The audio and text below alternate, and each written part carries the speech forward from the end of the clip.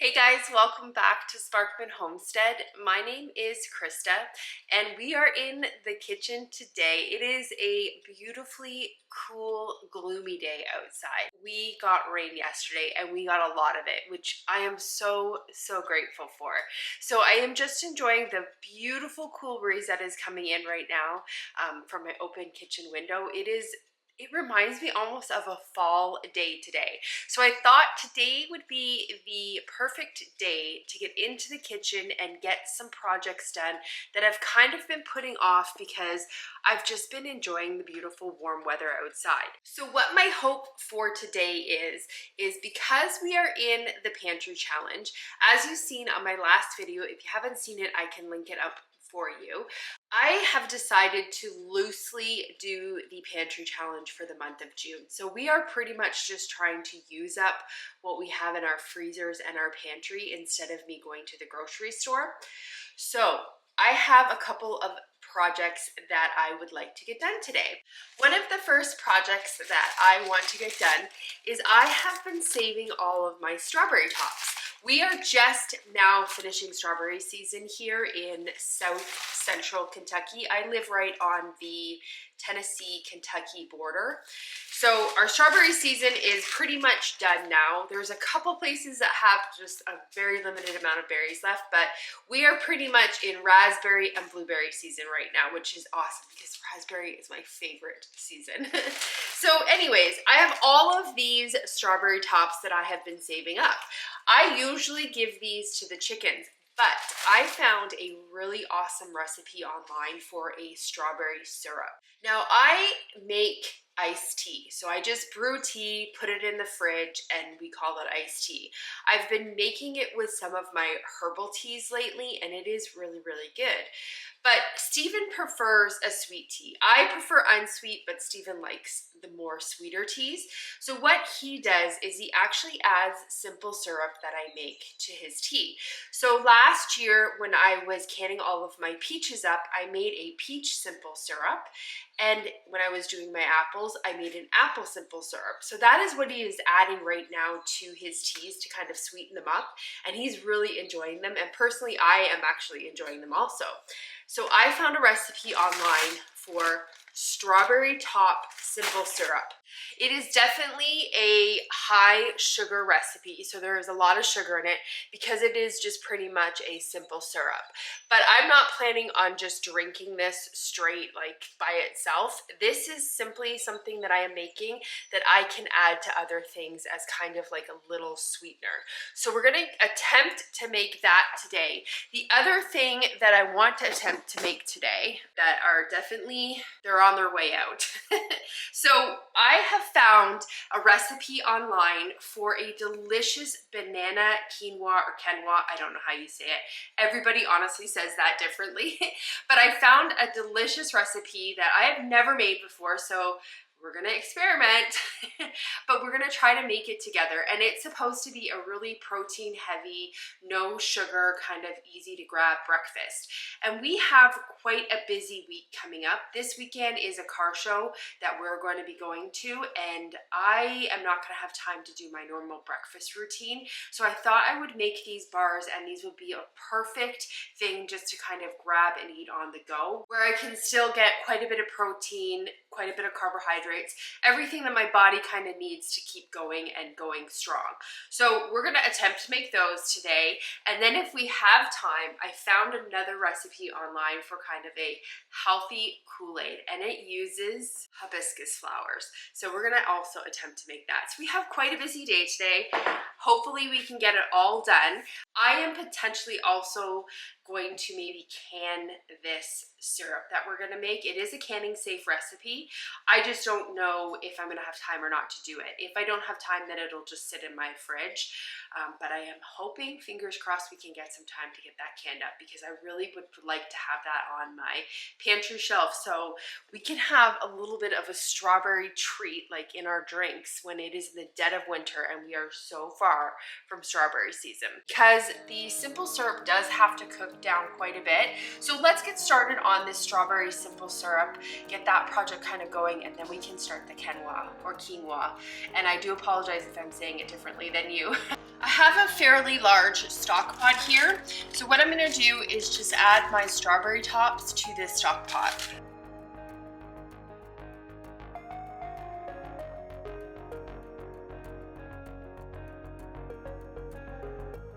And I am using frozen strawberry tops. The recipe does not say anything about not using frozen. So because I have mine in the freezer, we're just gonna try to use it with frozen. We're gonna get this stock pot put over here onto the stove top. And then we're gonna add water.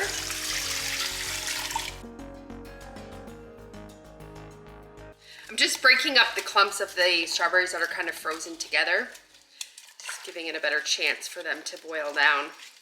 And we're gonna turn this on to a pretty high temperature, put a lid on it, and we're gonna bring that to a boil. The recipe does not specify how many strawberry tops you should use in this.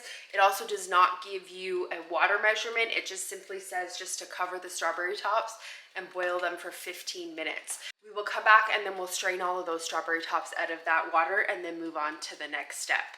If you hear a clicking noise, I am just making some sourdough bread, and I have my yogurt here that I make in the Instapot. It is so easy to make in the Instapot. If your Instapot has a yogurt feature, it is really easy to make. I love it. I just simply pour my milk in there, press the yogurt button until it displays boil. I let it boil, and then now I'm waiting for it to come down to about 115 to 110 degrees. Once it gets to that, I just add about a quarter cup of my yogurt from my previous batch that I made. Just stir it all in, like I whisk it in, and then I put it back into the Instapot and just hit the yogurt button until it displays 8 hours, and then I just let it go. And then at the end of the night, I just let it come down to room temperature, and then I just put it in my fridge overnight, and in the morning I have yogurt. I don't need to strain it, but I also don't mind a more runnier yogurt. So if you don't if you like the thicker type of yogurt, you may want to strain it, but I just omit that step because I don't mind a more liquidy yogurt. So I've got that going in the background here. Just kind of a busy kitchen day today. I'm really trying to get a lot of little projects kind of done that I have had on my to-do list to get done. And then since we're in the pantry challenge this month, I thought it was a perfect opportunity to get those things that have been building up in my freezer out of my freezer. So let's let that come to a boil. One thing I'm actually gonna get started while we wait for those strawberry tops to come to a boil is I am going to get my quinoa kind of soaked. In this recipe, it does call to use a white quinoa. There are other options available, like there are red quinoa also, but in this recipe, we need to use the white stuff. On quinoa, there is an outer layer. You have to make sure that you are rinsing your quinoa. I have used it a couple of times and just kind of hurried through it when I first started cooking with this. And it results in a very upset stomach because there is an outer layer on it that will actually cause it to taste very bitter, and it is very difficult to digest. So you want to make sure that you are rinsing your quinoa really well before you are using it. I actually go a step above, and this is just from years and years of me cooking with this. This is an amazing source of protein. There's a lot of protein in quinoa. One thing that I have learned is that it is really good to kind of pre-soak it a little bit. So what we're gonna do is I'm gonna get 1 cup of uncooked quinoa put into a bowl. I'm just gonna kind of put a little bit of cold water with it, and we're just gonna soak it just for a little bit. You don't need to soak it overnight, anything like that. The recipe actually, in fact, does not say to soak it. It just says to rinse it well. But I'm just going a little extra step, and I'm just gonna pre-soak it just for a little bit, and then what we'll do is we'll come back, we'll rinse it, and then we will be able to use it in the recipe. But I just kind of want to get this soaking just for a little bit. I don't know if you can see or not, but I just put it in the water, and look at how cloudy that water already is. It's got like a really weird outer layer that you have to make sure that you're getting off of it. Hopefully the camera doesn't fog up, but these are now boiling. So we are gonna boil these for about 15 minutes. The lid back on. Once they're done boiling for about 15 minutes, I'm just taking them out of the pot here and straining them with a fine mesh strainer. And I'm just pushing through any of the excess liquid that is in the strawberry tops. I want to make sure I'm getting all of it. You can see that color of the water is really, really beautiful red. So I'm just measuring out the amount of liquid that I have here, because when you add the sugar, you need to do a 1-to-1 ratio. So I think I ended up with about 9 cups of liquid. And again, 1-to-1 ratio. So it is a very sugar heavy thing. I was actually having a hard time putting this amount of sugar in, but I added 9 cups of sugar and I'm just stirring it in until it's dissolved, and I turned the stove back on so that we can get it to a boil. So now that this is to a full rolling boil, we're gonna reduce it down to just a nice light simmer. We're gonna let that simmer until it is simmered down at least a quarter of the way. It says it can take approximately 1 hour. You don't wanna let it boil too aggressively because you're not trying to make it into like a thick syrup. If you've seen by the absolute crazy amount of sugar that is added in that sugar will definitely harden if it's boiled too long. We kind of have to keep an eye on it. We just have to make sure that we're not overcooking it. So what the recipe does suggest to do is after 1 hour, take a spoon, take some of the liquid out, let it cool for a bit, and then test and see the consistency. We're just trying to make a syrup consistency. So while we let that do its final reduction, what we'll do is we will get those quinoa banana bars started, because those will be pretty quick to come together. We got the sourdough out of the oven, so it's all freed up now. We can get this quinoa banana breakfast, I don't know, we'll call them breakfast bars. Get them all ready. So I'm gonna take my quinoa, and I don't know if you can see or not, but there is like a foam layer on top of this. We're gonna rinse it now, so I'm just gonna use one of these fine mesh strainers and then just get it good and rinsed, and then we're gonna add it to a large mixing bowl.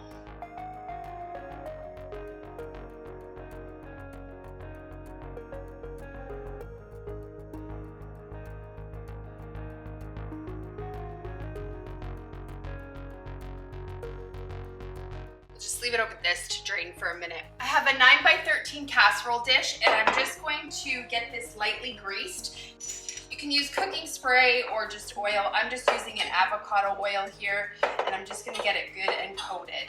I also have my oven preheated at 350 degrees. To a large mixing bowl, what we're gonna add is 1 cup of rolled oats. It says if you have gluten-free, definitely use those. The recipe does not specify whether to use old-fashioned rolled oats or quick oats. I am using an old-fashioned. Hopefully that's the right one. I think it would be the right oats to use. We're gonna add ½ teaspoon of baking powder. I just have to sift mine because it's really clumpy. We're gonna add a pinch of salt and ½ teaspoon of cinnamon. Glad I let those drain a little bit longer because there's some more water in the bottom. So we're gonna add our quinoa now, or quinoa, however you say it. Just give this a quick little stir.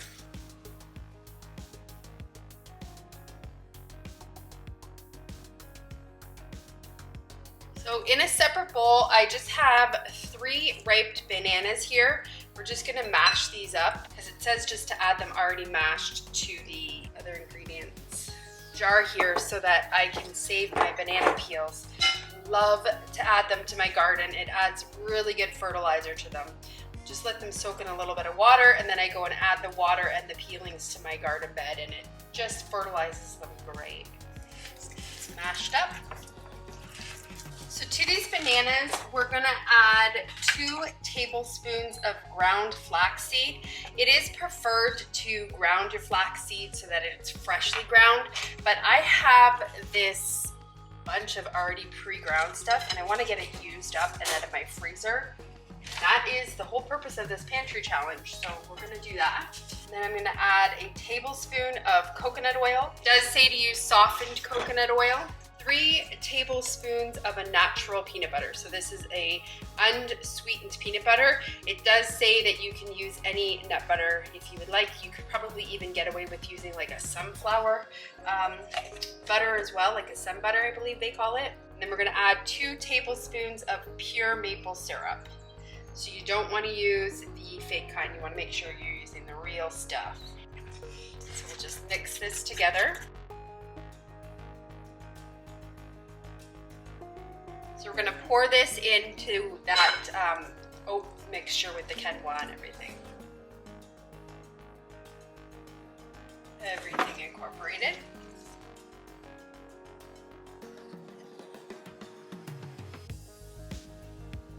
So we have everything incorporated now. The recipe does give you an option to put add-ins like chocolate chips or coconut or dried fruit. It says to add about a 1/4 cup. It says to sprinkle your add-ins in. So we're just gonna use about a 1/4 cup of chocolate chips. I think raisins would also be really delicious in this. The batter needs to rest for about 10 minutes for that flaxseed just to absorb some of the liquid. I would imagine the same with the quinoa. So we're just gonna set this aside, let it kind of do its thing, and then once it is all kind of absorbed, so it says about 10 minutes, we'll come back, we'll do the next steps. But I'm looking at this right now and I'm just kind of stirring it frequently because I don't want it to stick to the bottom of the pan because it is, again, pretty much just sugar with some strawberry flavor. Looks like it's reducing pretty good. I think we're getting close to the point where we can actually do the spoon test and see how thick it is. I'd say probably another half an hour on that. So I took a little bit of the simple syrup out and have kind of let it cool a bit on this spoon. You can see that it's pretty runny, and like when I put my finger through it, like, well, it's just runny. It's not like a syrupy consistency yet. We need to probably thicken up, like I said, probably maybe another 20 minutes. It's very, very, very close, but it's not quite there. This has been sitting for a little bit, so we're gonna add it to our greased 9x13 pan, and we're just gonna get it spread out evenly in here.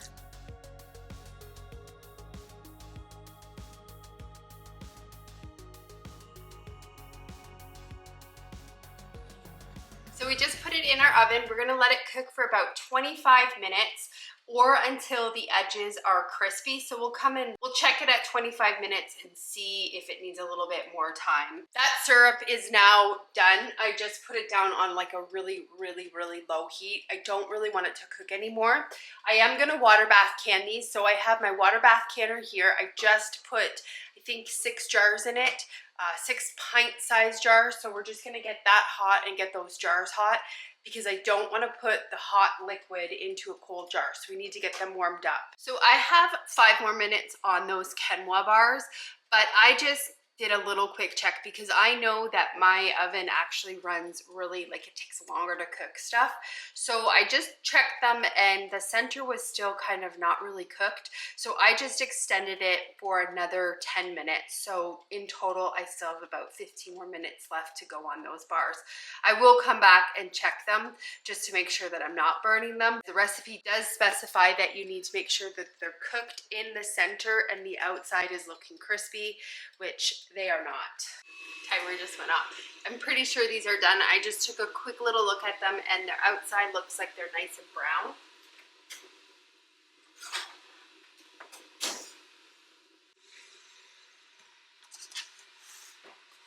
They look pretty done to me. The center is still a little soft, but the outside is nice and brown. We have to let these sit for at least 20 minutes before we can cut into them. Once they sit and rest, then we can cut into them and cut them into little squares, and it does say to leave them stored in your refrigerator. So we'll let that cool. I'm starving right now, so I am like, it's taking all of my will to not cut into that early and taste it, but we will do what the recipe says and we will let it cool for at least the 20 minutes. Actually, I lied. It does say that you can store them in an airtight container just in your cupboard, or you can actually cut them up and freeze them, which would probably be a good idea because I know I'm not going to eat that huge tray by myself. So I'll probably end up cutting them all up and then putting half of them in my cupboard so that I can have them for really quick, easy to go breakfast this week. And then I'll also have them in the freezer. That way they'll be nice and fresh for me for the weekend when we're coming and going to the car show. These jars are nice and hot, so we're gonna get them out of the water, just sitting here. I did turn this syrup off, so it's not boiling hot. We're gonna fill these jars up and leave a quarter of an inch of head space. You have to remember also, this will thicken up a little bit as it cools down also.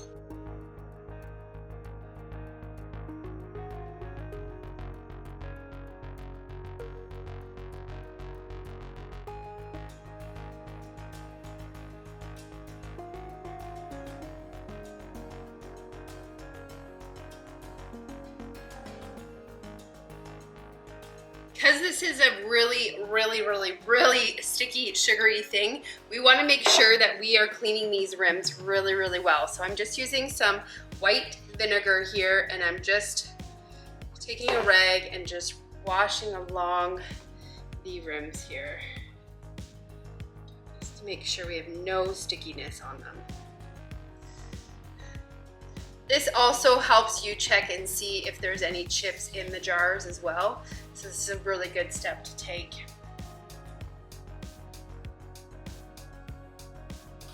And then we'll just tighten these all to fingertip tight. I'm gonna get these added to our water bath canner. We're gonna wait till this comes to a full, complete rolling boil, and then we're gonna start the timer for 10 minutes. So this is a really quick water bath recipe. It's a pretty quick recipe because it has so much sugar in it. So you can get away with water bath and canning this recipe. It's kind of like a jam recipe. Now, I probably could have left that syrup cook for a little bit longer, and I probably would have gotten a nice, like, almost like a pancake syrup type consistency, but that is not what I'm trying to make. I am trying to make like a simple syrup that we can just put into like our tea mixes as just a little bit of a sweetener to like an unsweet tea.